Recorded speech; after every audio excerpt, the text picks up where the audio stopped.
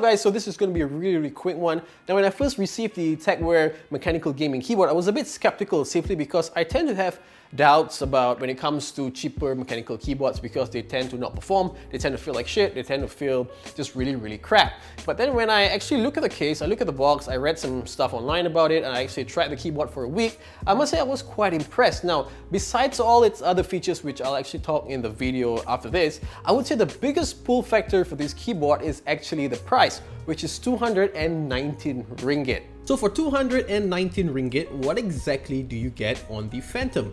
Now you get a full-size keyboard, which is pretty awesome and handy if you're working a lot with numbers like myself.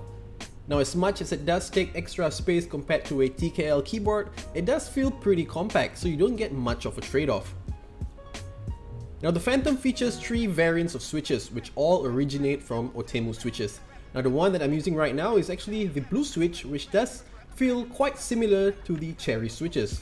But bear in mind though, I'm absolutely not a keyboard expert, so this is just a personal opinion.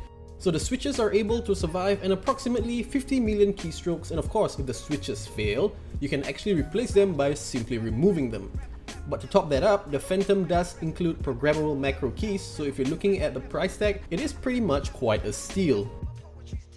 I was hoping that Tecware would have somehow included a USB pass-through, which would definitely make the Phantom an absolute steal. Now the USB does come with a little nice cover just in case if you travel much or you need some sort of protection. The Phantom does also come with some decent cable routing on the rear of the keyboard, which does help a lot if you're trying to keep your desk clean.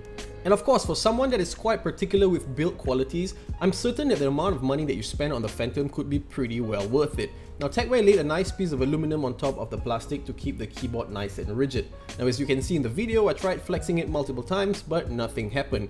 And for the record, I actually dropped it once.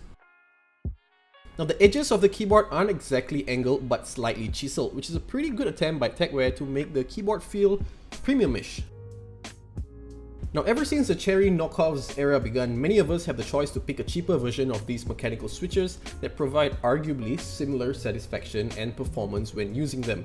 Now speaking about switches and keycaps and stuff, the keycaps do also have the standard curvature and they feature the usual double shot ABS keycaps. Now after using it for a couple of days, in my personal opinion, I don't actually dislike this keyboard. As much as I'm no fan of a blue switch or any switches with higher actuation points, the Phantom does feel pretty neat. Now gaming does take a little bit more effort, but somehow typing does feel a little more satisfying. Now if you're wondering how audible these blue switches are, here you go.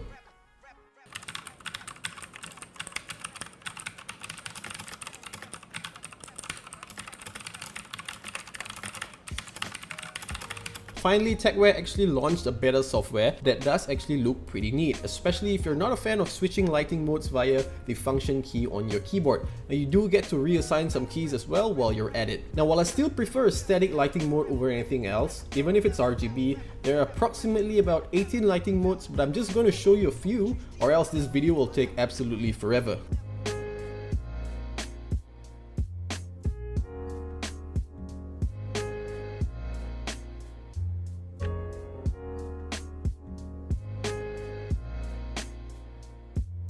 Alright guys, so just to sum things up, in my opinion, after using it for about a week plus, I must say I'm pretty impressed. For 219 ringgit, and also comes with 1-year warranty from Tecware Malaysia, you do get a lot for quite little. And I know there are keyboards out there today in the market that are actually priced, I would say, quite competitively with the Tecware Phantom. I've tried some of them. I haven't tried the Marvel and stuff like that, but of course it does have its place in the market, and so does the Tecware, I would say, Phantom RGB. And I have the keyboard right here, and you see, just from the looks of the keyboard and from using it for a past week, it does feel pretty premium. I like the fact that the entire switch is sort of like removable and stuff, and it does actually make the entire thing feel, in a way, a bit modular. I guess that's all I have for this little video, guys. Now, if you have any other questions, let me know in the comment section below. Of course, hit the subscribe button if you have not, and of course, you can purchase them at eTechPC or DotaTechPC. Links in the description section below. Any other questions, drop me an email or comment, guys, and I'll see you in my next one. Bye-bye.